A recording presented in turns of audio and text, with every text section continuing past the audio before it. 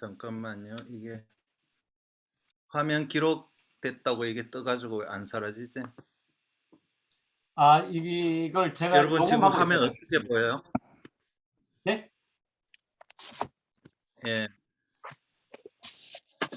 화면에 지금 멋있는 사진이 보이시죠? 네, 네. 네, 지금 강의 시간에 음소거 특별히 잡음이 없으신 분들은 안 하셔도 돼요. 그냥 이렇게 자연스럽게 얘기 나누면서 해도 될 것 같습니다. 어, 지금 이 그림 어디냐면은 저희 알바니아에 저희 처음에 개척했던 페친이라는 지역에 있는 조그만 다리예요. 근데 이 다리가 한 2000년 된 다리예요. 바로 이 길 따라 바울이 복음을 전했다고 합니다. 알바니아까지 바울이 와서 복음을 전했어요. 예루살렘부터 두루 행하여 일루리곤까지 하는 그곳인데 지금 그걸 설명드리는 시간은 아니고 이 시간에 여러분들이 보시면서 하늘도 맑고 경치도 꽤 괜찮잖아요. 그래서 이 5월에 특별히 여러분들 감사한 거 있으면 채팅창에 한번 쭉 이렇게 적어 주시면 좋겠어요. 같이 감사를 나누는 시간 가지면 좋겠습니다.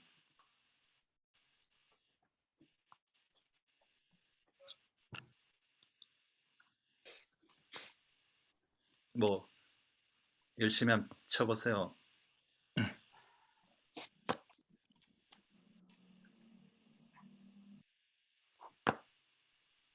치고 계시나요? 근데 나는 채팅창이 안 보이지?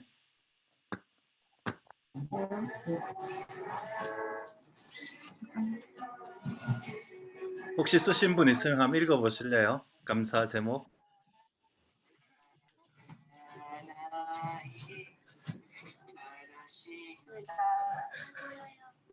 계속 회의가 뭐 있으면. 특별한 게 없으신가 봐요.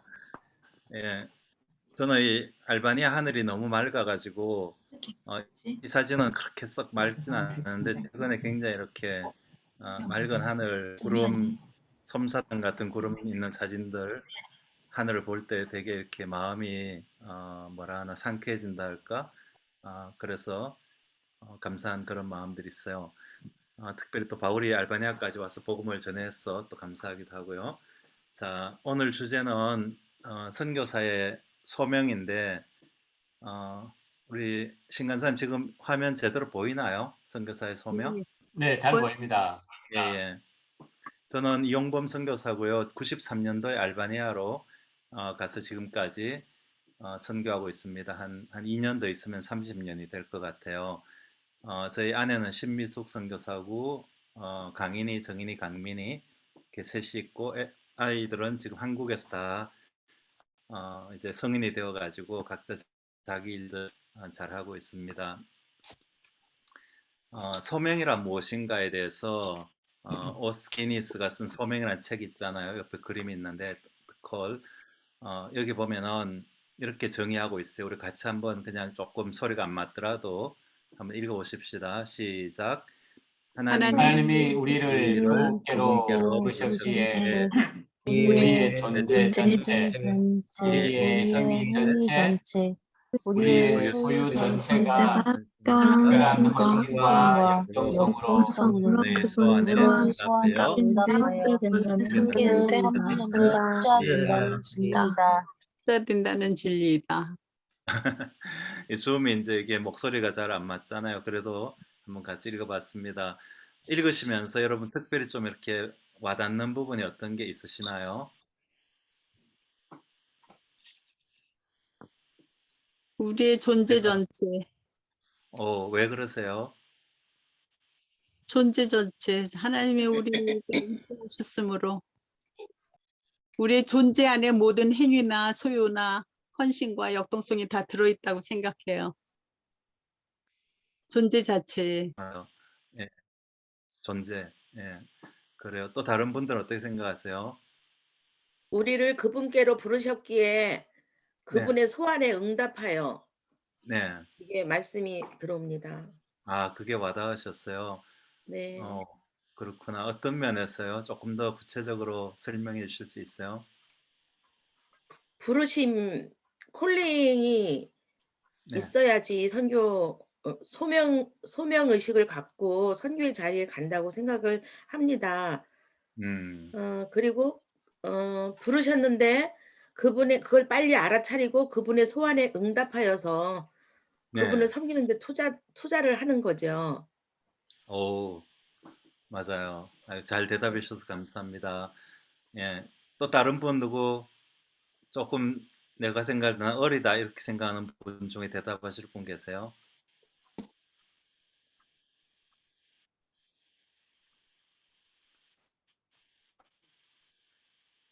저한테 저기 지금 안동호라는 님이 뜨셨는데 막 눈을 부비고 계시네요. 어떻게 생각하세요? 소명 읽으시면서.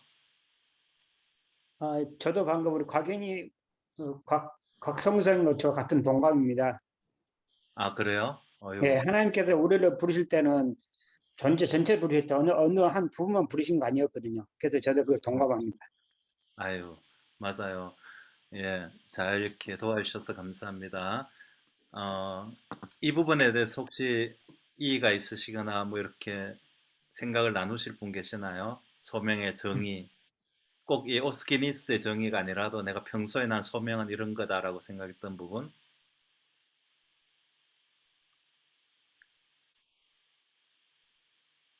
저는 부르심과 네, 응답과 그분께 대한 헌신 이렇게 생각했는데 네, 그분을 섬기는데 투자된다는 진리이다. 네, 라는 이 뒤에 있는 그 글귀가 어, 네. 좀 어렵게 생각이 들었어요. 그분을 어, 섬기는 것까지는 알겠는데 섬기는데 투자된다는 진리이다. 이분의 말씀인 것 같아요. 그러니까 전폭적으로 좀 표현이 그분을 어려운데요. 섬기는데 다 나의 전 인격적인 것을 다 투자하는 것이다. 부르심에 음, 그렇게 투자하는 거다. 이런 말씀인가요? 그렇겠죠, 그죠? 전체적으로 존재 전체를 다 드리는 것이다. 또는 뭐 투자라는 말이 약간 이렇게 표현이 그런데 아마 번역상 그렇게 된 것 같아요. 예, 음. 어, 그 밑에 영어로 calling하고 vocation 이렇게 적어놨는데 이 둘의 차이가 뭔 것 같아요?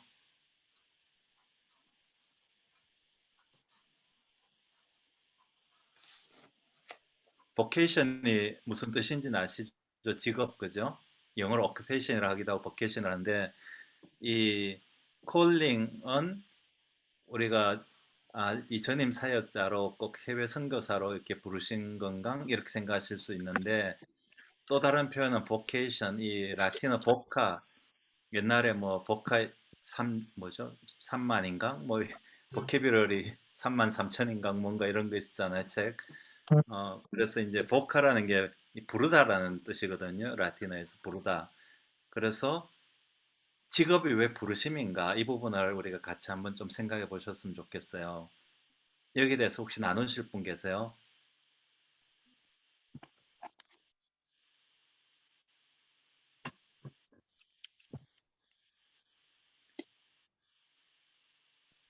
안동호님 혹시 직업이 부르심이다 이렇게 생각하신 적 있으세요?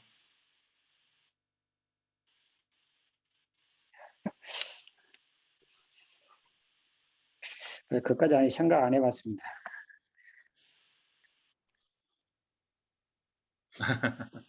예.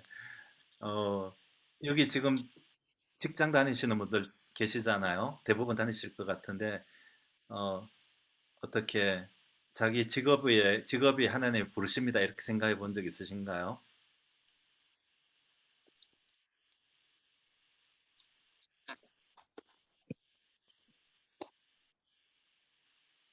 아무도 대답이 없음?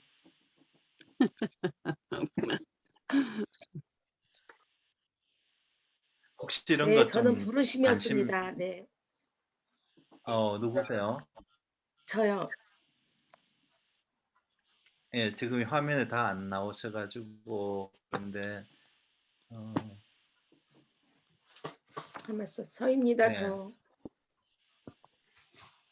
누구시지? 예, 말씀해 보세요. 김성숙 선교사입니다. 아, 선교사님이세요?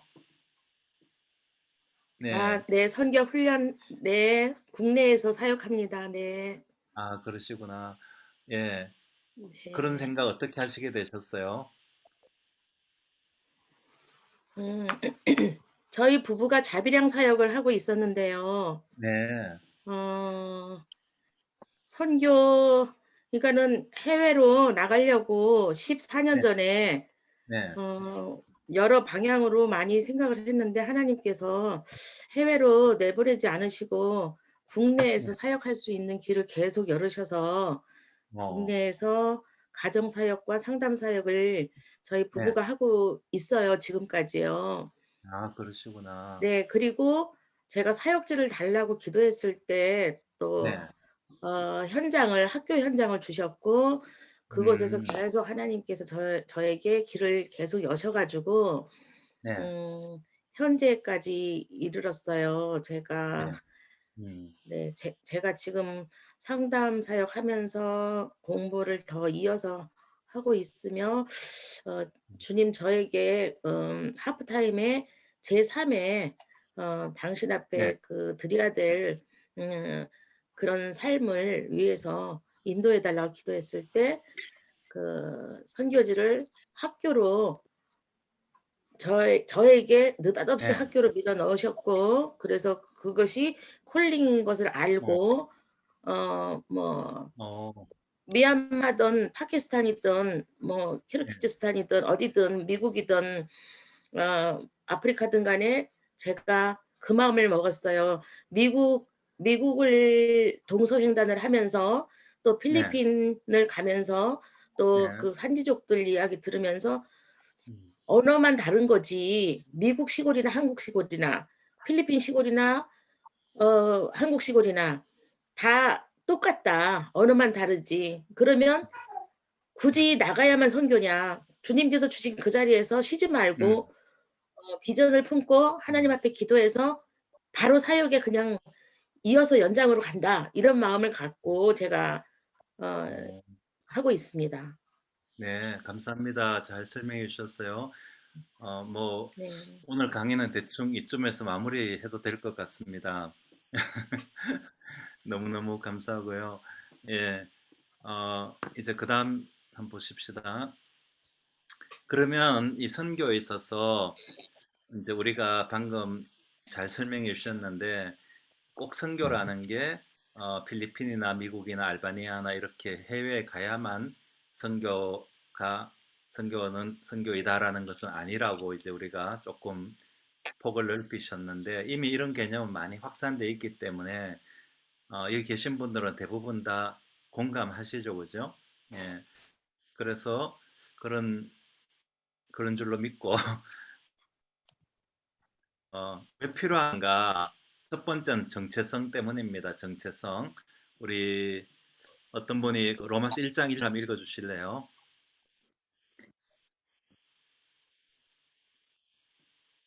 로마서 1장 1절.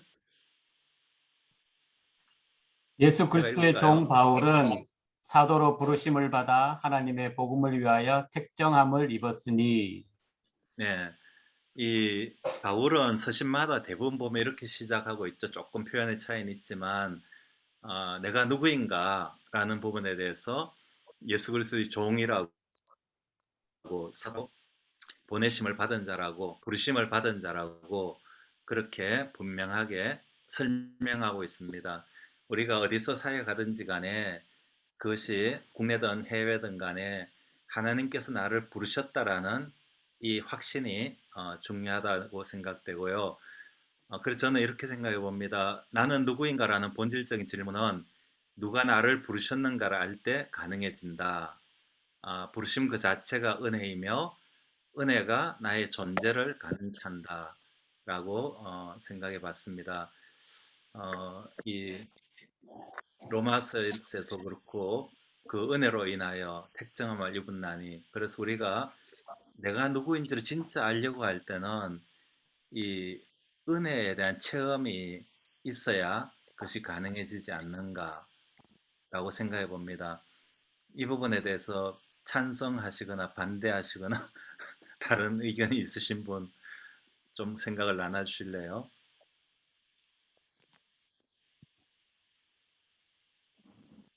특히 은혜가 나의 존재를 가능케 한다.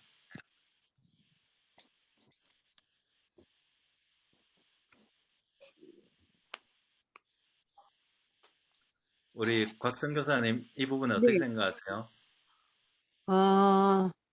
다른 사람과의 비교가 아니라 내가 나 자신을 바라볼 때 하나님께서 저에게 다른 사람과 다른 어떤 것을 특별한 것을 저에게 허락하셨어요. 그래서 그것을 부르심으로 알고 또 하나님께서 나에게 그러한 은사를 주셨을 때 그것이 나만이 갖고 있는 정체성이라고 생각을 하면서 어느 때든지 내가 어느 곳에 있든지 그 주신 받은 정체성을 가지고 행동할 때에 네. 신앙생활 할 때에 그것은 소명의 필요성이라고 저는 생각을 해요. 그것이 네. 하나님께서 저에게만 주신 은사 그것을 어, 가지고 그것을 소명을 위해서 부르셨다는 거죠, 그죠? 네네네. 그것이 뭐 어떤 대단한 뭐 이렇게 많은 사람으로부터 눈에 띄일 정도로 대단한 형체의 것이 아니라 아무에게도 보이지는 않지만 나만 갖고 있는 은사, 음, 하나님께서 나에게만 주신 은사, 음. 그것이 저에 대한 그 소명의 필요성이라고 저는 얘기하고 싶어요. 네, 감사합니다. 예, 이렇게 또 다른 분들도 좀 개인적인 얘기들 좀 나눠주시면 좋겠는데요. 우리 김 목사님이신가? 아까 제일 먼저 인사했던 분 어떻게 생각하세요? 목사님이신데?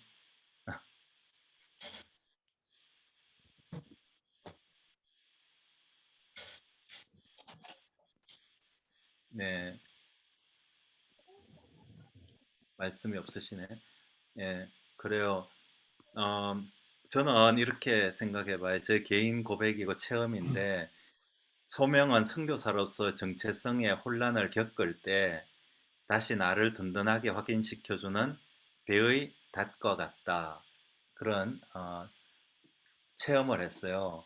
선교지에서 이렇게 어려움이 있을 때, 그럴 때마다 내가 다시 사역을 할 수 있도록 나를 이렇게 붙들어 준 것이 바로 부르심이었다.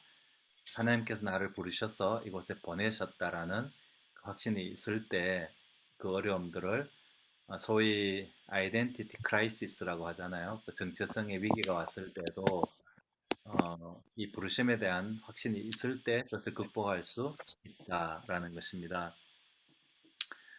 저도 들은 얘기인데 OM 선교사들이 그 배를 타고 둘로슨가 로고슨가 타고 너무 힘들어가지고 배 타는 게 쉽지가 않대요. 저도 잠시 방문을 해봤는데 어떤 젊은이들은 배 안에서 자살 충동을 느끼기도 하고 이 어디 뭐 갈 데도 없고 하니까 어, 너무 힘들어 한국 사람 몇치가 갑판에 모여가지고 라면을 끓여 먹었답니다. 한국에 겨우 있는 것 가지고 며칠 둘러앉아서 그러다가 그때 그 사람들이 불렀던 노래가 있는데 찬송은 안 부르고 흘러간 옛 노래를 불렀대요.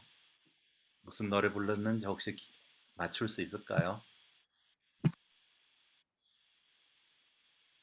네, 그 가판에서 불렀던 노래가 울려고 내가 왔던가 뭐 요즘 잘 모르시나요? 그런 흘러간 옛날 어, 가요를 불렀답니다. 종종 그런 생각이 들 때가 있죠. 울려고 내가 왔는가, 싸우려고 내가 왔는가, 어, 나는 여기서 뭐 하고 있지? 내가 이렇게 지내려고 여기 와 있나? 그런 생각이 들 때가 있는데, 그럴 때마다 우리를 든든히 붙들어 주는 것이 바로 이 부르심이라는 것입니다. 네. 그러면 두 번째는 왜 필요한가 하면 확신 때문입니다. 확신. 예. 이 은혜는 곧 나로 이방인을 위하여 그리스도 예수의 일꾼이 되어 하나님의 복음의 제사장 직분을 하게 하사 이방인을 제물로 드리는 것이 성령 안에서 거룩하게 되어 받으실 만하게 하려 하심이라. 예. 바울은 바로 이런 이 은혜가 자신이 이방인을 제물로 드리는 그 선교사의 삶을 살도록 했다. 우리가 바울이 그 받은 은혜는 너무 잘 알고 있잖아요. 그 복음에 대해서 그렇게 핍박하던 자가 어느 날 예수님을 만나게 됨으로 인해서 변화하게 되고 그 은혜가 너무 컸기 때문에 정말 지키고 끝까지 복음을 전했던 그런 사도 바울의 모습을 우리가 잘 기억하고 있습니다.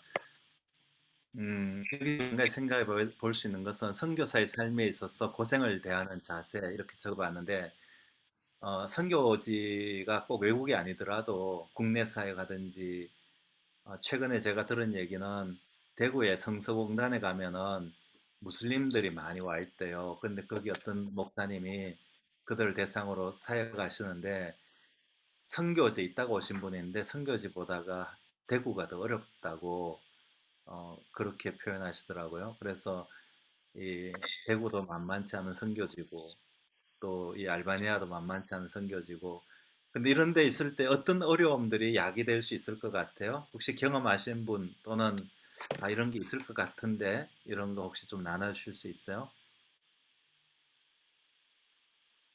어떤 어려움이 있을 것 같습니까?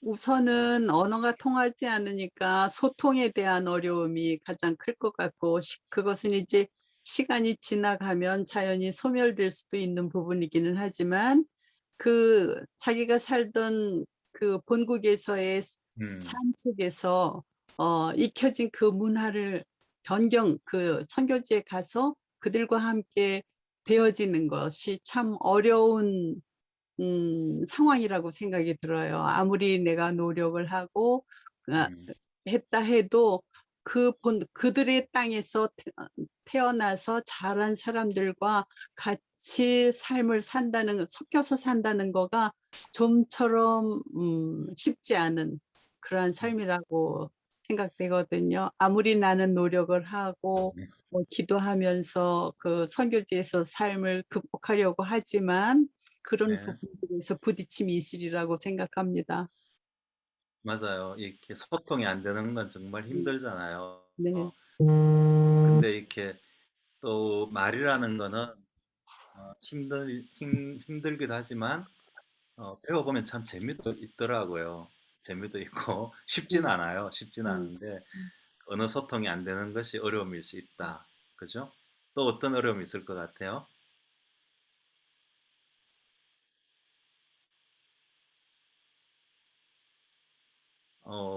여기 계신 분들은 다 선교지 경험은 있으신가요? 해외에서나 다 아니시죠? 이제 그래도 나가시려고 준비하시고 또 국내 사역이나 어떤 사역 하시려고 준비하시는 분들인 것 같은데 제가 개인적으로 잘 몰라서 그래요. 그런데 이제 선교지에서 대부분 선교사들이 가장 힘들어하는 것 중에 하나는 동료들 간의 갈등이에요. 근데 이제 뭐 그것도 시간이 좀 지나면 많이 해소되고 또 좋아지고 더 지나면 친구가 되고 그렇게 되는데 초기에 이렇게 함께 뭘 하려고 하면은 녹록잖아요. 다 서로 넘어서 와가지고 뭘 함께 한다는 거 쉽지 않을 수 있고요. 또 어떤 어려움이 있으시나요? 저는 개인적으로 참 힘들었던 것 중에 하나가 어, 제가 자랐고 저를 파송했던 교회로부터 어, 오해 내지는 좀 어, 이해 부족 뭐 이런 것들이 참 힘들었어요. 예. 그것은 제가 좀 자초한 면도 없지 않아 있고 어, 너무 이렇게 나이브해가지고 뭐 자세한 건 말씀드릴 수는 없지만 그리고 또 사람들이 바뀌면서 일어나는 그런 또 어려움들도 있었고요. 그래서 근데 그것도 시간이 지나면서 다 해결돼서 너무 감사한데 어느 순간에는 힘든 일이었었어요. 예. 또 이제 어떤 어려움이 있을 수 있을 것 같아요. 예상해 보시면 우리 신간사님 어떤 게 어려울 것 같아요? 선교조 오시면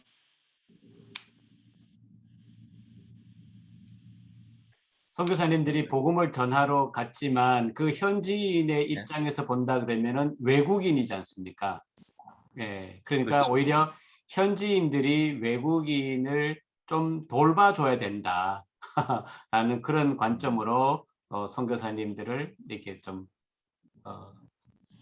대하지 않을까. 복음을 전하러 갔는데 오히려 그쪽에서 도움을 받아야 하는 그런 난감한 표현, 난감한 실정 뭐 그런 것이 같이 겹치지 않을까 이런 생각이 듭니다.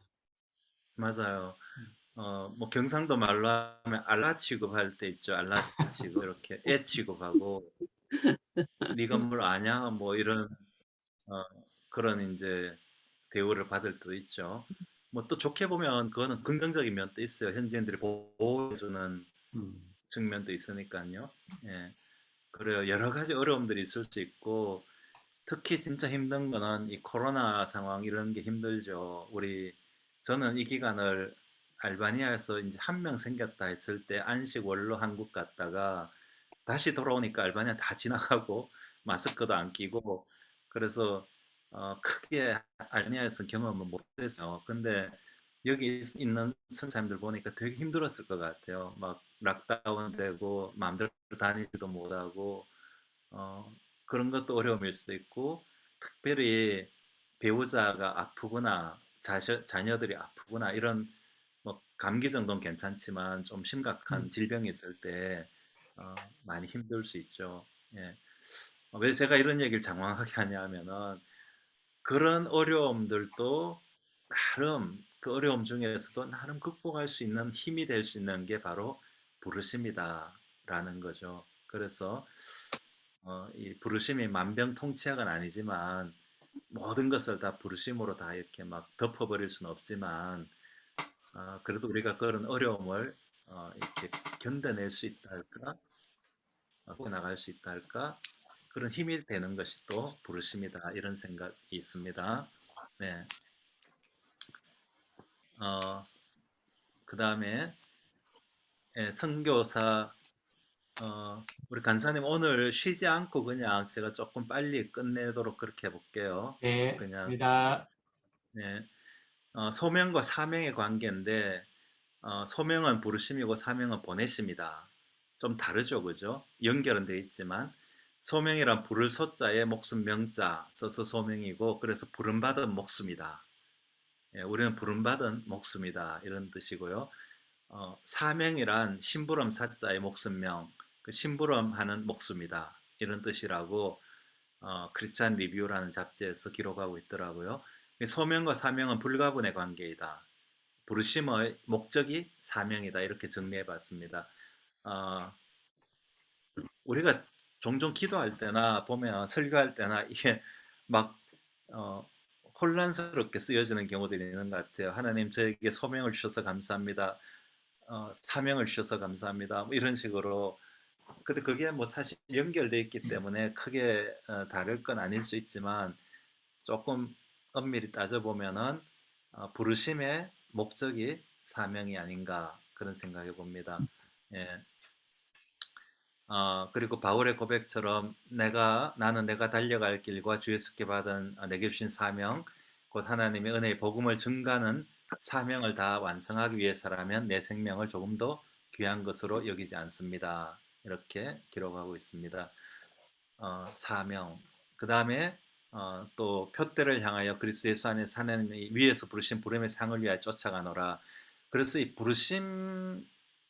부르심이 우리의 삶의 방향을 결정하는 거죠. 하나님께서 나를 부르셨을 때는 어디론가를 향해서 부르셨다라는 거죠. 그냥 부르시고는 이렇게 뭐 아무것도 없는 건 아니라는 거죠. 그래서 어, 예, 우리가 이 부르심에서 삶의 방향을 같이 한번 생각해 볼 수 있으면 좋겠습니다.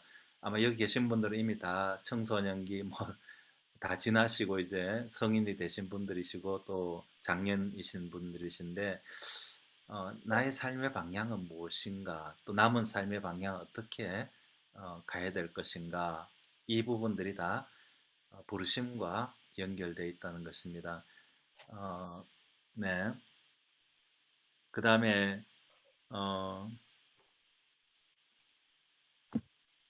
그 표대를 향하여 부르심을 상을 위하여 쫓아가노라. 바울은 이런 삶을 살았는데 제가 이제 그 청년 때 저는 이제 고등학교 1학년 때 대구 동신교회라는 곳을 나가게 돼 가지고 거기서 학습 세례받고 또 뭐 교사 또 등등 하고 그 다음에 이제 전도사로 다시 가게 됐어요. 지금까지 한 교회에서 계속 파송받고 있습니다. 좀 이력이 독특한데 그때 이제 제가 이제 대학생 때 담임 목사님 하셨던 분이 지금은 권성수 목사님인데 그때는 김창념 목사님이셨어요.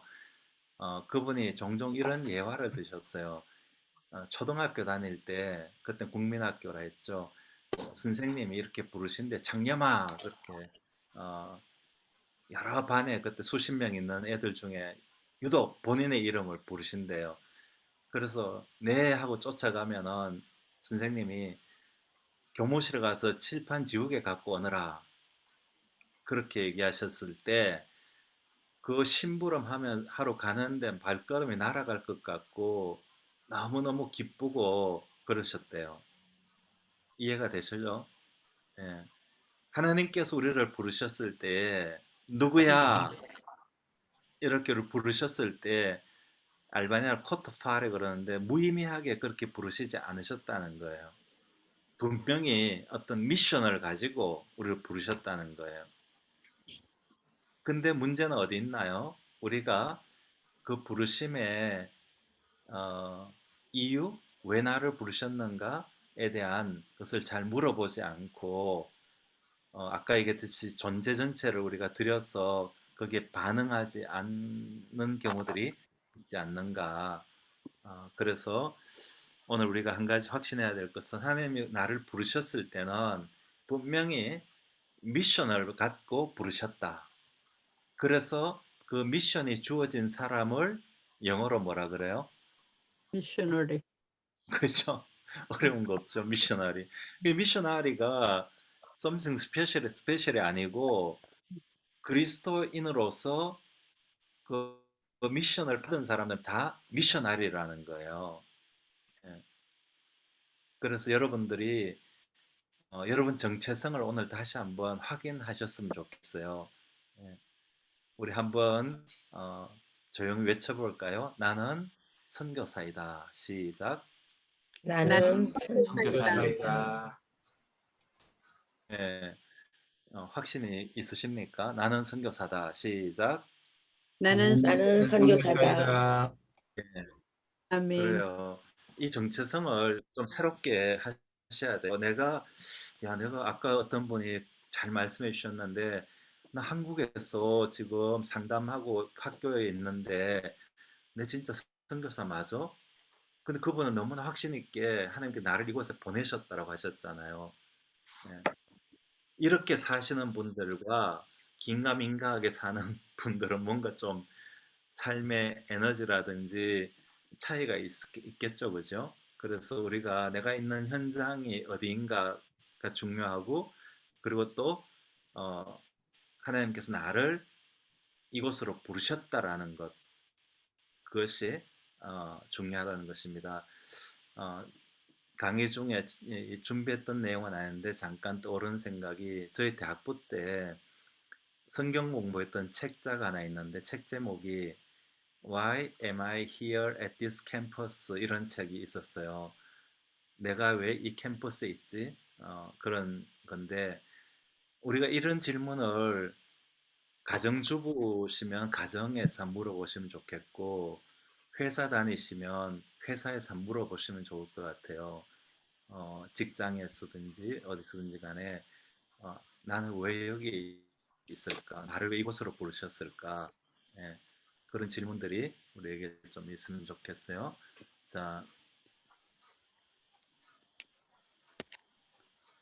네. 그 다음에 우리 소명이 아닌 것들을 한번 생각해 볼 수 있으면 좋겠는데요. 첫 번째는 인도하심과 소명은 다르다는 것입니다. 이걸 좀 유념하셨으면 좋겠어요. 인도하심은 인도하심일 뿐이에요. 그것이 소명은 아니에요. 예를 들어서 흔히 이제 선교 후보생들이 이런 얘기를 하는 경우들이 있어요. 하나님 저도 바울처럼 그 누가 말이야 탁이 손짓하면서 와서 우리를 도와다오 하면서 부르면 저도 가겠습니다. 근데 그런 부르심이 없지 않습니까? 뭐 이렇게 얘기하는 분들이 종종 있어요. 이런 분들은 거의 선교지에 못 갑니다. 꼭 선교지 해외가 아니더라도 국내 선교지로도 잘 못 가요. 왜? 이것은 부르심이 아니에요. 마케도니아의 환이라는 것은 이미 바울은 그 전에 부르심을 받았잖아요. 하나님의 택한 사람으로서 이방인의 제사장으로서 이렇게 부르심을 받았고 그 다음에 아시아로 가려고 하던 바울을 유럽으로 다시 이끌어 주신 인도하심일 뿐이지 그것이 부르심은 아니라는 것입니다. 그래서 너무 이런 환상이나 이런 것을 너무 추구하시면은 좀 물론 그런 경우도 있을 수는 있어요. 어떤 경우에 특별히 뭘 보여주신다든지 이런 게 있을 수 있어요. 그걸 부정할 필요는 없어요. 그러나 너무 그런데 집착하시면은 특별히 선교의 부르심 이런 게 부르심이라 생각하시면은 거의 이렇게 선교지 나가기가 쉽지 않다. 어, 그 옆에 사진 보시면은 제가 직접 찍은 사진이에요. 여기 이제 저희 집에서 한 6시간 가면은 여기 데살로니카 옆에 빌립보 가기 전에 네아폴리입니다. 여기가 바울이 이제 아시아에서 넘어와서 첫 번째 도착한 유럽의 첫 항구 이름이죠. 네아폴리스. 새로운 도시라는 신도시라는 개념인데 지금은 까발라라 그래요. 까발라. 현재 이름은 까발라인데 거기 가면은 저 벽화가 있고 저 앞에 바닥에 보면 이렇게 바위가 2개 있는데 믿거나 말거나 바울이 넘어와서 앉았던 바위다 뭐 이렇게 설명해요. 거기 있는 사람들은. 근데 저 그림에 자세히 보면은 저기 중간에 마케도니아인이 부르잖아요. 그리고 이제 아시아에 있던 바울이 배 타고 유럽으로 넘어가게 되죠. 그래서 이제 유럽 복음화가 시작되는 것이죠. 그런데 이것은 부르심이 아니라는 것입니다. 인도하심이라는 것. 어, 그래서 저는 개인적으로 원래 아프리카 시에라레온에 가려고 제가 답사까지 갔었어요. 한 달 답사를 갔는데 갔을 때도 조금 전국이 어수선했어요. 그때도 내란이 계속 있었고 근데 그 이후에 내란이 심화돼 가지고 저와 함께 동역하려 했던 선배 선교사님도 그곳을 떠나셔야만 하셨어요. 그 기자가 쓴 그 꽃으로 때리지 말라 그 책에 나오는 나라이거든요. 팔을 다 이렇게 짝도로 잘라버리고 총 못 들게 하고 그리고 선배 선교사님 개척했던 교인들도 많이 죽고 팔 잘리고 그런 일이 있었어요. 그 저희들도 이제 그쪽 나라로 들어갈 수가 없어가지고 있던 차에 미국 남편과 결혼한 한국 부인이 그 파이오니르스 선교단체인데 이분들이 한국에 오셨어요. 그분들이 알바니아를 다 답사하고 오셔가지고 저희 단체 GMP 대표님하고 또 크림이라는 그 연구원하고 이렇게 만나게 돼가지고 저희에게 소개를 해주셨어요. 그래서 저희들은 알바니아로 가게 됐거든요. 그래서 이제 이것은 이제 하나님께서 인신 것이지 하나님께서 우리를 뭐 알바니아를 부르셨다 그렇게 하기에는 솔직하지 않은 것이죠. 예, 이 부분에 대해서 혹시 질문 있으시나요?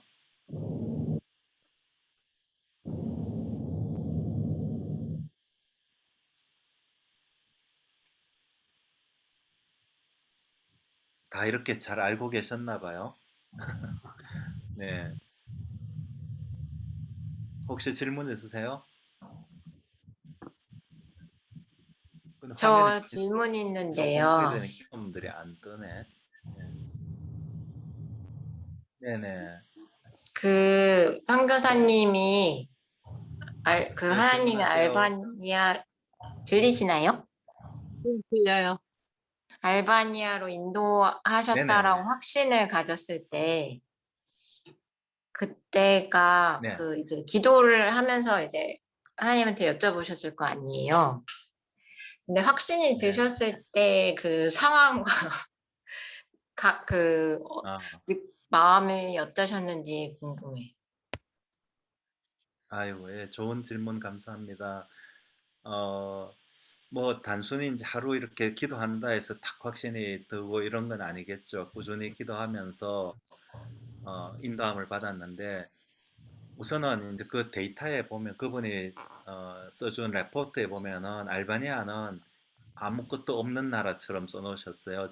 물도 없고 전기도 없고 심지어 소금도 없고 후추도 없고 두루마리 휴지도 없다. 그래서 이분들은 변기까지 다 싣고 왔어요, 미국에서. 예. 그런데 저희들은 그렇게 못했잖아요. 그냥 진짜 필요한 짐만 가지고 갔는데 어, 그런 보고를 받고도 저는 이렇게 위축되지 않았던 것이 이미 아프리카에 답사를 갔을 때 그 아프리카 그 나라는 신석기 시대를 살고 있었어요. 그 당시에도 완전 신석기 시대였었어요. 그러기 때문에 뭐 없다 없다 이건 저에게는 문제가 되지 않았었어요. 그리고 어렸을 때 우리는 뭐 불 지펴서 이렇게 밥에 먹어 보기도 했고 이렇기 때문에 그런 거는 크게 안 됐고 저희는 원래 이제 이슬람권이 타겟이었었어요. 그래서 아프리카도 가려고 했고 근데 알바니아 보니까 무슬림 메조리티 국가였고 그래서 마음에 굉장히 이렇게 평안함, 거부 반응이 없이 굉장히 편안한 그런 마음이 들고 자연스럽게 알바니아로 오게 됐어요. 저는 여기에 뭐 선교사가 있는지 없는지 그런 관심은 별로 없었는데 와 보니까 한국 선교사 가정으로선 처음으로 알바니아에 들어오게 됐어요. 어, 그래서 뭐 처음 가는 게 뭐 특별한 의미가 있는 건 아니지만 굉장히 엑사이팅했어요. 왜냐하면 모든 게 다 새로우니까. 그리고 뭐 어떤 데는 전기가 2주 동안 꼬박 없을 때도 있어요. 그럼 밥은 어떻게 먹느냐면 주인 아주머니가 우리 어렸을 때 썼던 골로 석유 골로를 쓰시더라고요. 그래가지고 거기에 이제 주인 끝나면 잠깐 올려서만 끓여가지고 먹고 그래서 우리 애들이 영양가가 좀 부실해요. 어렸을 때 뭘 좀 잘 못 먹었어요. 뭐 없었어요 여기는. 그래서 어쨌든 저는 알바니아로 올 때 기도 중에 확신이 있었고 또 환경적으로도 심리적으로도 평안한 그런 마음으로 올 수 있게 되었습니다. 좋은 질문 감사드리고요. 혹시 또 다른 질문 있으세요? 대답은 되셨나요? 네. 예, 고맙습니다.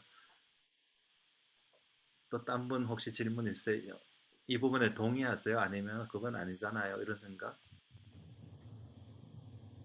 그런데 본인이 평소에 나는 알바니아로 갈 것이야. 이제 선교사님을 예를 들은 게 아니에요. 다른 분 네. 예를 들자면 선교지가 내가 소망하는 것은 알바니아야 하고 그것을 예. 놓고 수년 동안 이제 모두가 합심하고 주변에 있는 분들에게도 나를 알바니아에 가도록 기도해줘. 뭐 이런 부탁도 하게 되고 받게도 되고 해서 틀림없이 이제 하나님이 부르심 또 하나님이 이끄실 때에 나는 알바니아로 가게 될 것이야 라는 확신을 갖고 있지만 하나님의 네. 뜻은 그게 아니라서 저기 아프리카로 보내셨어요. 그런 경우가 많이 네. 있잖아요. 그렇죠. 예. 내가 생각하는 것과 그럴 수 다르게. 있죠. 음. 예. 예. 그래서 선교사들이 당황하고 좀 힘든 부분이 이제 그분이 그렇게 있다가 아프리카로 갔을 때에 음. 어, 막상 가보니까 자기가 생각했던 거하고 상당히 다르다 이런 느낌이 오면 상당히 좀 힘들 수 있어요. 그래서 가기 전에 답사도 필요하고 조사도 필요하고 어, 조언도 필요하고 이렇게 되는데 어떤 분들은 선교직 갔는데 가보니까 이 산이 아닌가벼 이런 마음이 드는 경우들도 있어요. 내가 잘할 수 있고 내가 준비한 그런 사역이 뭔가 이렇게 잘 안 통할 것 같은 그런 게 생기면 좀 혼란이 올 수도 있어요. 그래서 네, 보충 설명 감사드리고요. 또 예, 다른 코멘트 있으세요? 자, 그러면은 또 다른 거 소명이 아닌 건 뭐가 있냐면 지인을 따라가는 거예요. 누구 갔으니까 나도 가본다. 예, 이건 정말 이런 경우 근데 실제로 있을 수 있어요. 특별히 당선거 갈 때 우리 교회에서 있었던 일인데 어느 자매가 먼저 그 나라에 갔어요. 갔는데 친구가 가 있으니까 친한 친구가 있으니까 가려고 자기가 나도 가겠다 하니까 이 친구 오지 마라 이렇게 한 거예요. 그래서 오지 마라 하는데도 절친인 자매가 갔어요. 가서 둘이 대판 싸웠대요. 원수 될 정도로. 그런데 이제 나중에 보니까 먼저 간 자매는 친한 친구가 여기 오면 안 좋겠다라는 생각이 그 선교지 상황상 또 그 팀 안에 있는 갈등 이런 걸 보면서 오지 마라고 했던 것인데 가려고 했던 자매는 왜 니는 네가 뭔데 오지 마라 하느냐 뭐 이런 어떤 갈등이었대요. 어쨌든 지인 따라가는 것은 아니다. 창세기에 보면은 아브라함은 말씀을 따라갔고 조카 롯은 누굴 따라갔어요? 예, 삼촌 따라갔잖아요. 그러니까는 그렇기 때문에 우리가 선교지 갈 때도 분명하게 어, 자신의 확신을 가지고 가야지 누가 가니까 따라가고 그렇게 해서는 안 된다는 것입니다. 그 다음에 부모님의 헌신. 부모님이 이 자녀들을 선교사로 드립니다. 이렇게 헌신하는 경우들이 있어요. 저희 아내도 그런 경우에요. 장모님이 어느 집회 가셨다가 여러분 자녀 중에 한 명은 선교사로 드려야 되지 않겠습니까? 그럴 분 손 드세요 하니까 장모님께서 나는 자식 6명이나 되는데 하나는 내가 드려야 되지 않겠나 해서 누구를 드릴지는 딱 정하진 않고 손은 드셨대요. 근데 이걸 아무한테도 말씀을 못 하시잖아요. 자녀들한테도. 혼자 막 기도하셨는데 어느 날 다섯째 딸이 선교사로 가겠다고 선교사 갈 형제랑 교제하고 있고 결혼할 거라고 이러니까 장모님이 너무 기뻐하셨대요. 내 기도를 이렇게 응답해 주시는구나. 그래서 우리 장모님은 본인이 속으로 했지만 자녀들한테 이렇게 뭐 표현하거나 그런 적은 한 번도 없으셨어요. 그런데 이제 어떤 부모님 보면 내가 너를 선교사로 드렸다 막 이런 경우 있잖아요. 그런 경우는 썩 바람직하지 않을 수 있다. 그리고 또 목사님의 권면도 마찬가지입니다. 청년 자네 보니까 되게 헌신적이고 좋은데 선교사로 가면 어때? 권면하실 수 있죠. 그러나 그 권면을 듣고 자기 확신이 있어서 움직여야지 단지 목사님 권면만 따라서는 안 되고 열정과 헌신의 결과 막 청년 때 열심히 있어가지고 이 열심으로 선교를 해야 되겠다 그런 것은 바람직하지 않다는 것입니다. 그런 게 다 도움은 되지만 확신이 있는 상태로 가야 되는 거예요.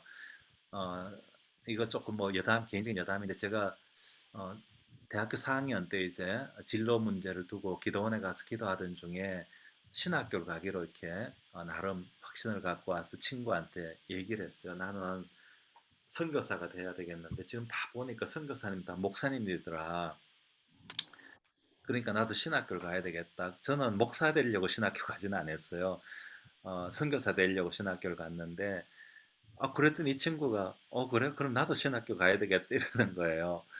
그래서 신학교를 같이 입학했어요. 입학했는데 참 안타깝게도 이 친구는 목회도 참 힘들었고 지금은 목회도 안 하고 딱히 하는 일이 잘 없고 좀 그런 친구가 있어요. 지금도 친하게 지내긴 하는데 그래서 어쨌든 중요한 것은 여기 밑에 있듯이 썩은 걸음을 지고 장에 가지 마라 이런 표현을 했는데 이 표현은 저희 은사이신 작년에 돌아가신 김한령 선교사님께서 자주 하셨던 말씀이에요. 누가 선교지 가니까 자기도 선교지 가고 누가 목사 되니까 자기도 목사 되고 누가 뭐 하니까 자기도 뭐 한다고 하면 선교지에 썩은 걸음을 지고 가면 어떡하겠냐고 시장에 가서 그 팔지도 못하고 다시 집에 고스란히 지고 돌아야 되지 않느냐 이런 말씀을 자주 해주셨어요. 그래서 우리가 그것이 해외든지 국내든지 어디든지 간에 내가 부르심의 삶을 살고자 할 때에 반드시 개인적인 확신이 있어야 된다는 그것을 좀 강조하고 싶습니다. 예, 그 다음에 그렇게 소명을 할 수 있는가? 제가 준비한 팀 켈러의 글을 읽어봤는데 첫 번째는 취향이라는 표현을 썼어요. 이 affinity라는 말이 이게 한국말로 어떤 뜻인지 좀 분명하게 좀 알 필요가 있을 수도 있는데 우리 신간사님 지금 강의 시간이 원래 1시간 반인가요? 네, 그렇습니다. 네, 그래요. 제가 시간 조절할게요. 여기 보면 우선 누가 사도행전 17장 16절 18절을 좀 읽어 주실래요? 사도행전.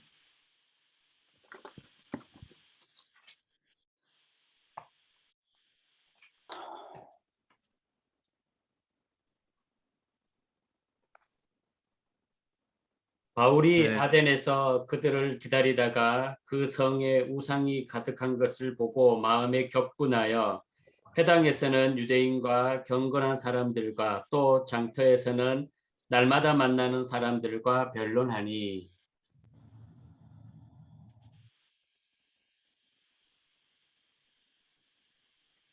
지금 음성이 들리시나요?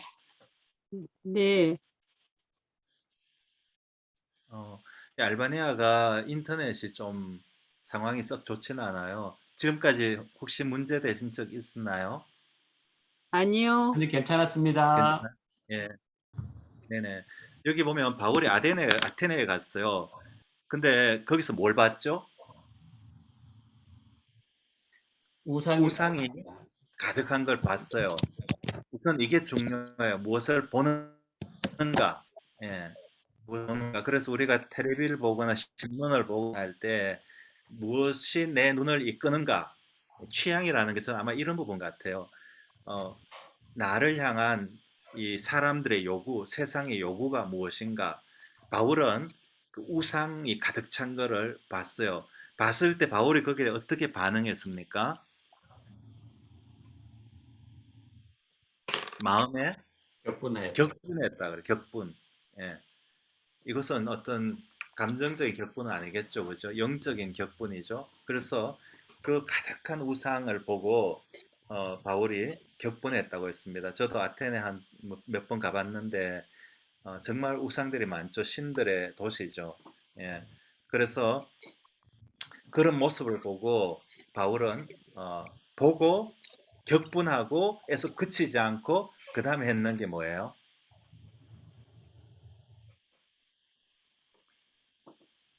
그 다음에 18절에 나오는데, 17절에 나오죠.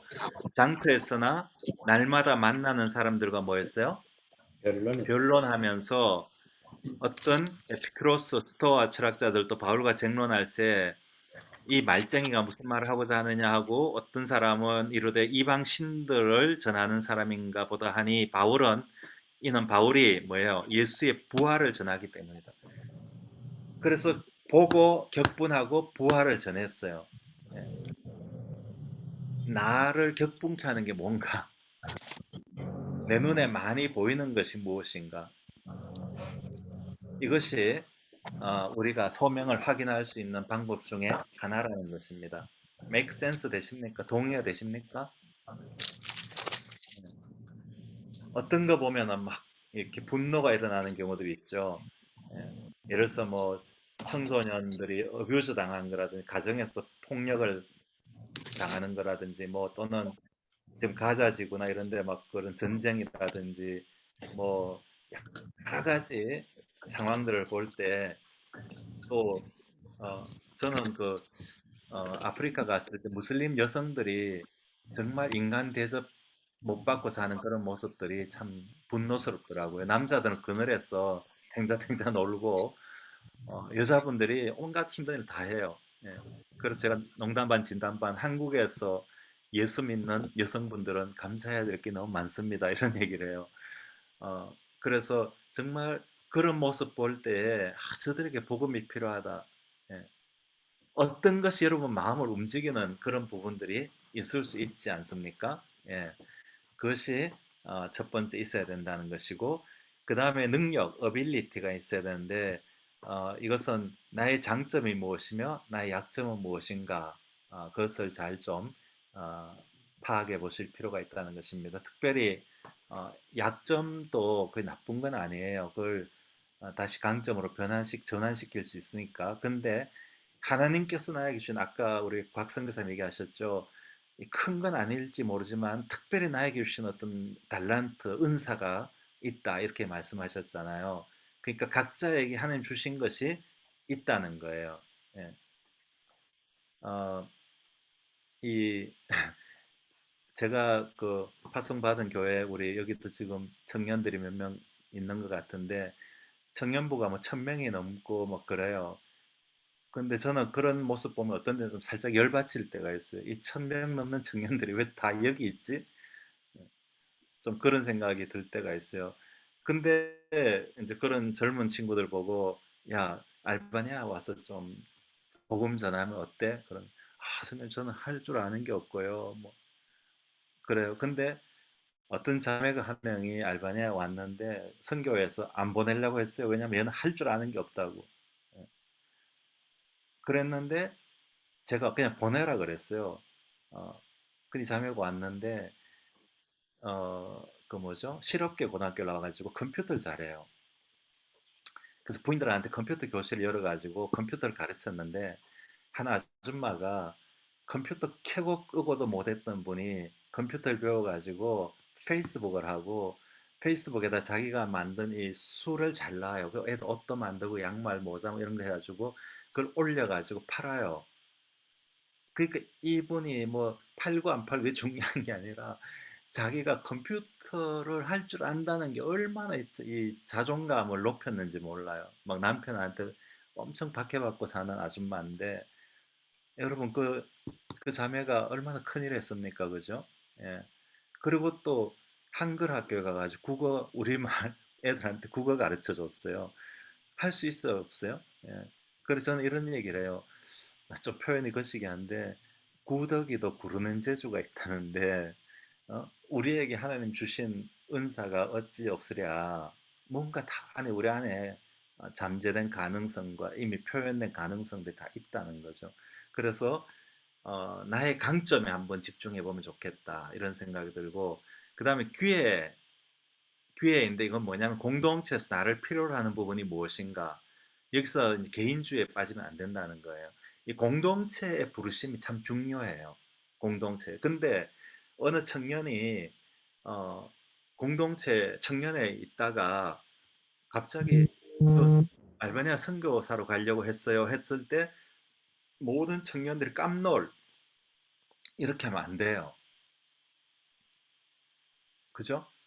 왜냐하면 이 공동체에서 볼 때도 저 자매 저 형제는 항상 선교에 관심이 많았고 선교에 기도를 많이 했고 늘 그런 쪽으로 은사가 있었지 이런 어떤 이 공동체적인 인식이 있어야 된다는 거예요. 어, 그래서 공동체가 필요로 하는 어떤 그 영역에 자신을 내어놓고 드리는 그런 그것이 이제 교회가 어, 사역자를 필요로 할 때 자신을 드리는 그런 부분도 포함된다고 볼 수 있죠. 제가 자란 교회에서는 선교사님을 74년도부터 파송했어요. 한국에서는 굉장히 선구자적인 역할을 했는데 처음에 다 기독신보에다 광고 내가지고 오신 분들을 파송했어요. 그러다가 몇 년 지난 후에 우리 담임 목사님이 보배는 우리 마당에 있다. 이제는 선교사도 우리 마당에 있는 사람들을 보내자. 그렇게 했어가지고 이상하게 하여튼 그 첫 보백으로 뽑힌 사람이 저예요. 그래서 저는 진짜 보배도 아니고 돌멩이 같은 존재인데 교회에서는 목사님은 저를 그렇게 간주해 주셨어요. 그리고 청년회 때 군선교사로 군대 가게 돼서 군대에서 선교 훈련을 다 이렇게 받을 수 있었어요. 거두절미하고 그래서 이제 청년인데도 교회 오면 선교 복을 시켜 주셨어요. 철야 때. 또 헌금도 할 수 있고. 그래서 교회가 공동체가 어떤 부르심이 있을 때, 있을 때 무엇인가를 바라보고 거기에 헌신하는 것도 자신의 소명을 확인할 수 있는 방법 중 하나이다. 이렇게 팀 켈러가 정리를 했는데 여기에 대해서 공감 내지는 뭐 반대 뭐 이런 거 있었어요?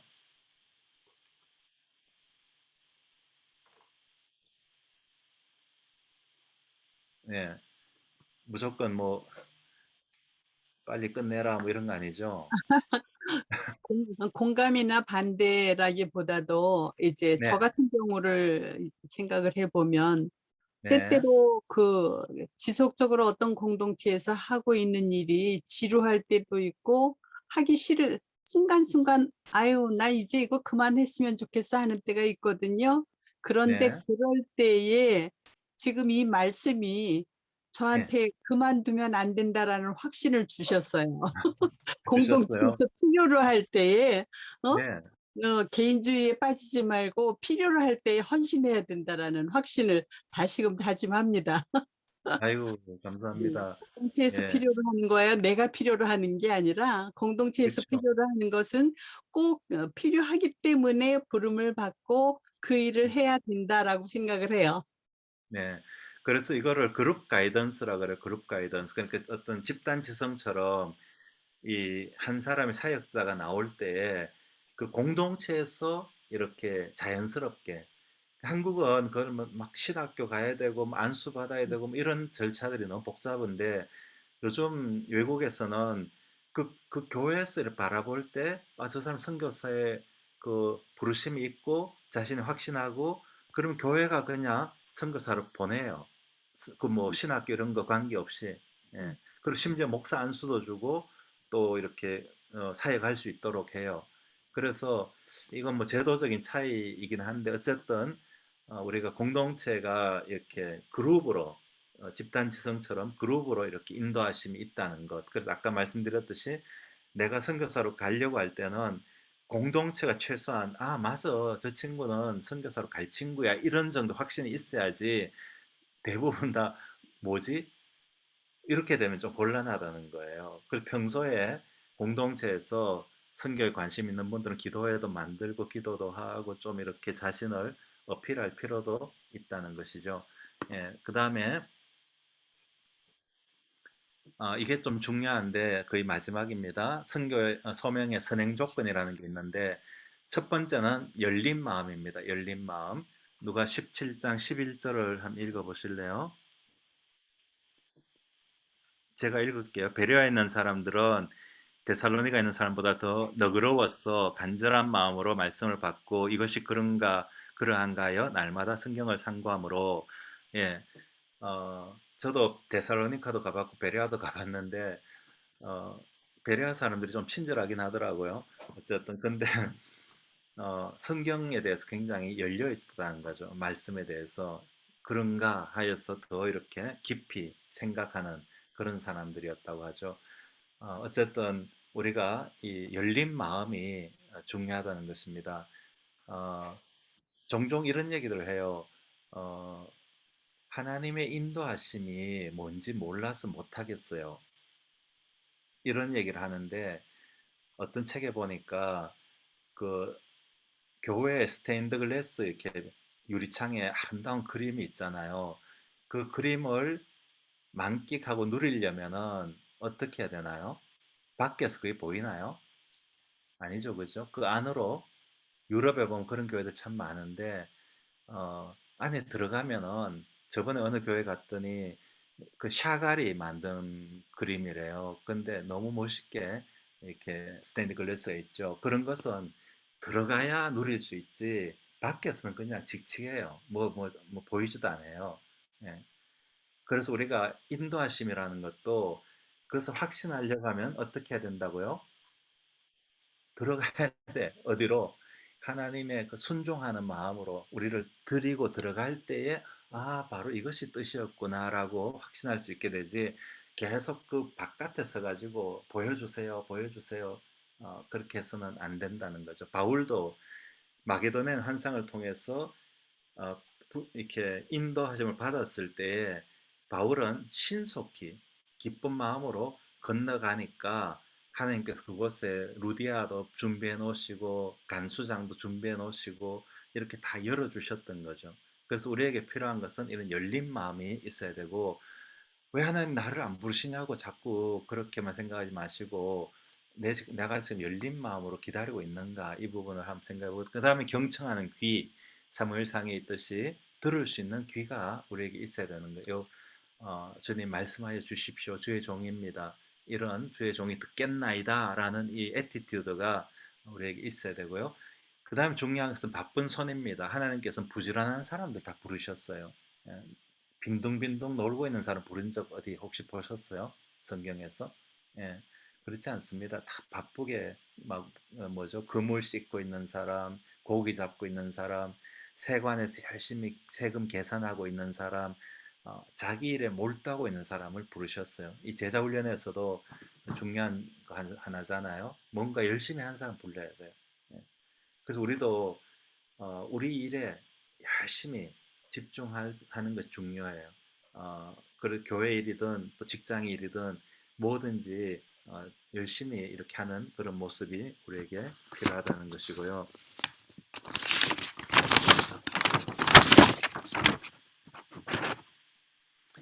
어, 예를 들면 모세라든지 다윗이라든지 뭐 베드로, 마태 모두 다 현장에 있을 때 부르심을 받았던 사람들이죠. 예. 그리고 그 다음에 준비된 발, 예, 시편에 있는 말씀처럼 복음을 전하는 그런 준비된 발들이 필요하다는 것입니다.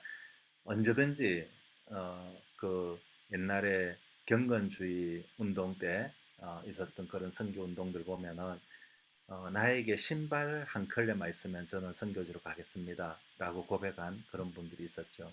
그때는 신발이 귀할 때니까. 그래서 어떤 거든지 이렇게 열린 마음과 경청하는 귀와 바쁜 손과 부지런한 발, 이것이 소명을 받기 위한 선행 조건이다. 이 부분은 옆에 있는 그 선교사의 생활과 사역. 근데 이 책을 요즘 잘 안 보더라고요. 이거 진짜 좋은 책인데 좀 여러분들 이 책 꼭 한번 빌려서나 찾아서 보시면 좋겠습니다. 어, 열린 마음에 있어서 특별히 필요한 것이 편견을 깨뜨려야 되는 것입니다. 선교제 갈 때 이런 말 하는 사람이 있어. 나 그 나라 음식만 문제 없으면 가겠다. 뭐 이런 식의 표현을 하는데 그것은 바람직하지 않은 거예요. 제가 여기에 컵이 있잖아요. 터키에서 선물 받은 컵인데 이 컵이 지금 여기 커피 마시기 위해서 자기를 헌신해서 내가 마셨어요. 그런데 컵 주제에 제가 당신 집에서 내가 쓰임 받지만 딴 집에 갖다 놓으면 난 쓰임 받을 수 없어요. 이렇게 말할 수 없잖아요. 예. 그래서 우리는 이 컵과 같은 존재라는 거예요. 그래서 언제든지 주님 쓰시기에 합당한 이 도구, 그릇으로 우리를 내어 놓으면은 하나님께서 내가 국내에 있을 때 국내에 쓰실 수도 있고 또 아까 어떤 분이 국내에 계신다고 했는데 혹시 또 누가 알아요? 언제 하나님께서 또 어느 딴 데로 옮기시면 또 가실 수 있잖아요. 그게 열린 마음이잖아요. 그래서 우리가 이것을 선교지나 이런 것도 내가 이렇게 딱 픽스하면 안 돼요. 하나님 나는 국내에서만 사역하겠습니다. 이래서 안 되고 저는 무조건 해외만 나가야 되겠습니다. 그것도 아니고요.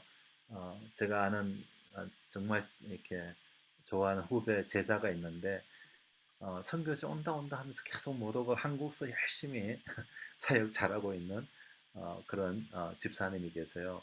그래서 각자가 그 부르심의 현장에서 쓰임 받으면 되는 거죠. 그래서 내가 꼭 어느 쪽이다 이렇게 고집 피울 필요는 없다는 것입니다. 그래서 그런 시도를 좀 해볼 필요가 있어. 편견을 깨뜨리는 시도. 예를 들어서 나는 뭐 저도 이제 음식 다 잘 먹을 것 같이 생겼잖아요. 근데 안 좋아하는 음식이 있어요. 그게 뭐냐면은 물컹물컹한 거 싫어요. 뭐 해삼, 멍게, 소머리 눌린 것 이런 것 저는 잘 안 좋아해요. 왜냐면 일단 눈에 보기에 제 눈에 좀 이렇게 먹기 힘든 것처럼 보여요. 그런데 이제 선교지 가면은 별거 다 먹어야 되니까 그런 것도 일부러 한번 도전해 볼 필요가 있어요. 벌레도 한번 먹어보고 중국 가서 벌레 먹어봤더니 맛있더라고요. 번데기나 벌레는 다 그거예요. 그래서 이 좀 편견을 깨뜨리는 게 좋고 감사한 거는 알바니아는 그렇게 힘든 음식이 1도 없어요. 다 맛있어요. 제가 맛있어 그런 게 아니고 한국 사람 온 사람은 다 맛있다 그래요. 우리 박성규 사람도 알바니아 오셔서 드셔보셨잖아요. 어쨌든 알바니아 음식이 다 맛있어서 감사하고요. 자 이제 마무리 짓겠습니다. 나의 부르심의 장소는 어디일까? 이미 우리 첫 번째부터 이 부분이 쭉 연결돼 와서 대부분 아시겠지만 문화의 경계를 넘는 곳이 내 부르심을 받은 곳이다. 이렇게 볼 수 있습니다. 그러면 문화의 경계를 넘는다는 것은 어떤 의미인가요? 예를 들어서 아까 그 학교에 계시는 분은 문화의 경계를 넘으셨어요? 안 넘으셨어요? 네, 사역 현장에서는 넘었어요. 그죠? 경계를 예, 넘었어요. 네. 그죠? 예, 이게 네. 중요한 거예요. 근데 왜 넘었다고 생각하세요?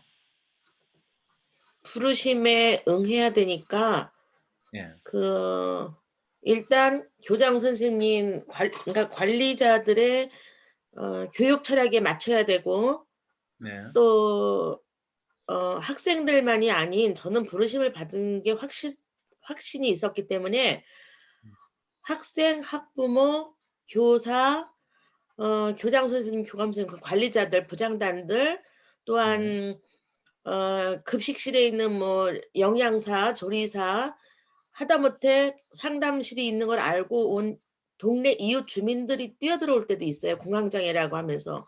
아, 그런 분들을 다 흡수했어요, 제가. 그리고 앉아만 있는 데스크에 앉아 있는 상담을 하는 게 아니라 저는 찾아가는 상담자의 역할을 했어요.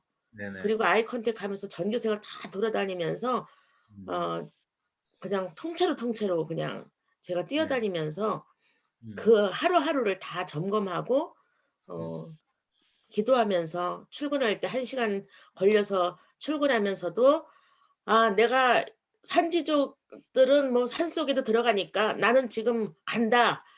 부르시는 곳이면 1 시간도 좋고 2 시간이 좋고 그냥 간다.' 음, 이러면서 기도가 차 안이 제 기도실이 됐고 거기서 하루를 감사하면서 시작하면서 또 제가 그 제 사무실 상담실을 문을 열면서 하나님께서 실컷 일해 보라고 임대료도 네, 안 내고 뭐 관리비도 안 내면서 하나님이 다 제공해 주신 거 내가 마음껏 그냥 다 사용해 보리라.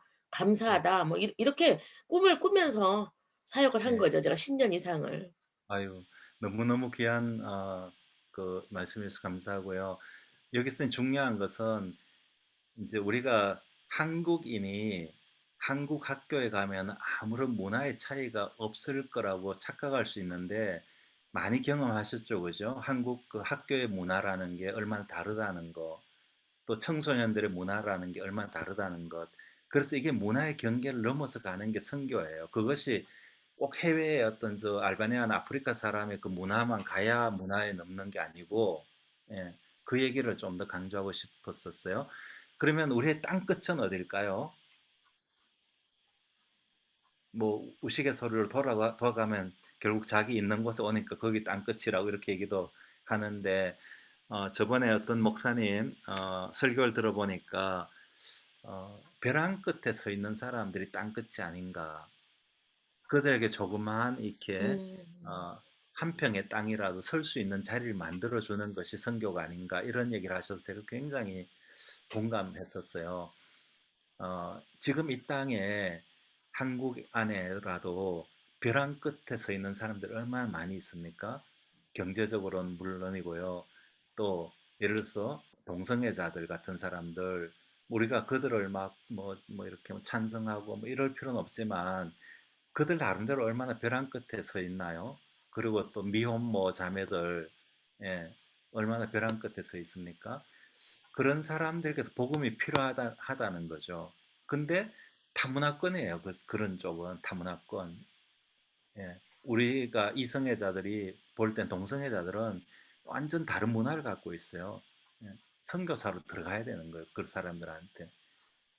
그래서 어, 그것이 바로 오늘 우리가 추구해야 될 선교고 우리 중에 또 누군가는 그런 모습 볼 때 너무 안타까워서 뭐 피켓 들고 막 이렇게 뭐 퀴어 축제 반대도 할 수 있지만 한편으로 또 누군가가 그 개인적으로 주변에 그런 사람이 있다면은 어, 찾아가 주는 가서 따뜻한 말 한마디를 전해주는 그런 것도 선교가 아닌가. 그래서 결론은 우리 모두는 하나님의 부르심을 받은 선교사들이다라고 결론 내려도 되겠죠, 그죠? 네. 인가 이렇게 물어놨는데 이만큼 오늘 강의를 마치도록 하겠습니다. 여러분 들어주셔서 감사하고요. 수고 많이 하셨습니다. 혹시 또 질문이나 이런 것 있으시면 한두 개 나누고 마무리 지을게요. 없으면 그냥 마치도록 할게요. 네. 선교사님 감사드립니다. 제가 땅끝 얘기하실 때 한 네. 가지가 생각났어요. 네. 저의 땅끝은요. 네. 자살과 자해 음. 쪽으로 그다음에 중독으로 네. 있는 청소년들을 제가 만났어요. 예. 그래서 이쪽으로 연수를 계속 받으면서 음. 한 번 연수 받고 한 번 배웠다고 그때로 끝나지 않고요. 저는 네. 계속 학기마다 그 버전이 달라지고 통계가 달라지기 때문에 제가 자해 쪽으로 계속 제가 탐색을 했던 게 생각이 나고요. 네. 저는 퇴직을 했어요. 퇴직을 하고 다시 또 성인 상담과 또 다른 상담을 하고 있어요.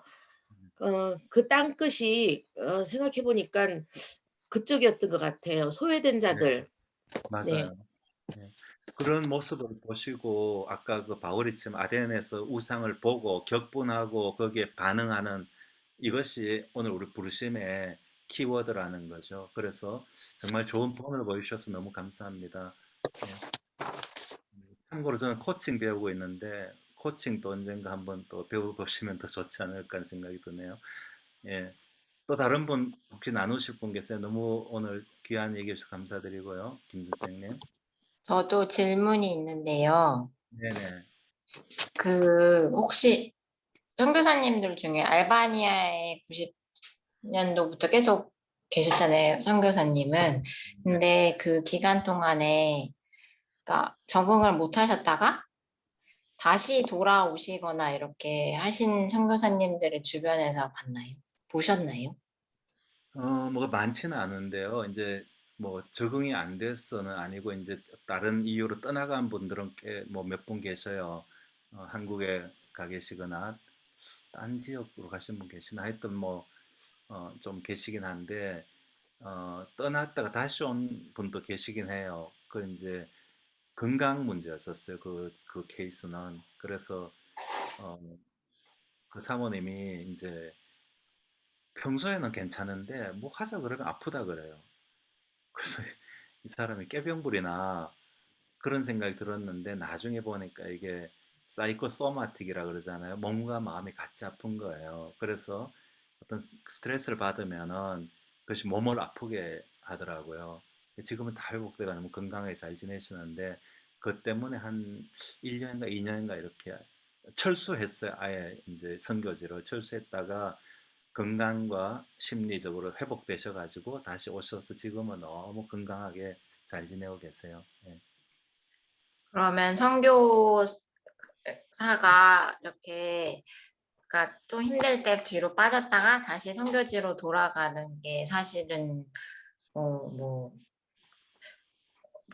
네거티브한 거는 아니라고 봐도 되는 건가요? 당연하죠. 그거는 여러 케이스가 있을 수 있기 때문에 그래서 요즘 화두가 되는 게 멤버 케어잖아요. 그런 어떤 이유서든지 떠났을 때는 뭔가 어려워서 떠났잖아요.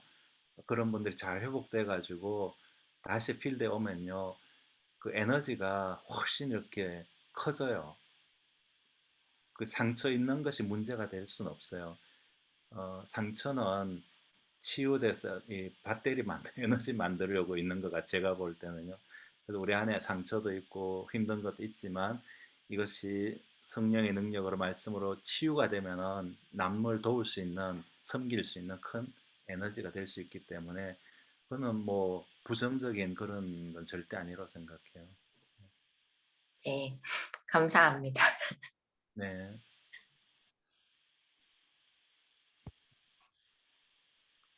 그런 분들이 만약에 이제 어떤 문제가 있었는데 그 필드로 다시 갈 때는 모르겠어요.